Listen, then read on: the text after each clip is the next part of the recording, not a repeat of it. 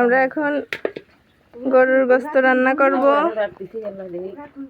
তাই মাখাই নিচ্ছি। সব মশলাপাতি দিয়ে এখন মাখাবো। আজকে দুপুরে গরুর গোশত, সব রকম মশলা আম্মু বেটে রেখেছে।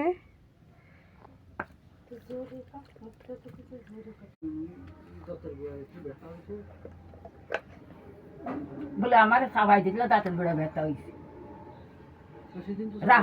তোরা দেবে না সবাই দেখানে। আমু মশলা কি সব দিয়ে দেবো? যতটুকু লাগবে তাই দেবো। দিচ্ছি রসুন সব। রসুন বেশি হলে গরু গোশত ওই জন্য কি তো নীল মতন কি না রাখিছি, তো উঠায় রাখি নাই। কি দেখে না ওই যে পুলিলি বলে দাঁত।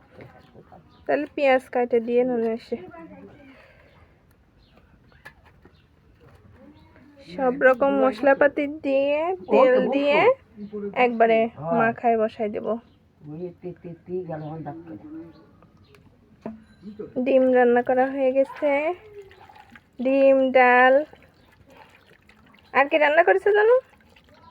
মুরগি, দেশি মুরগি। এখন গরুর গোশত হলেই হয়ে যায়।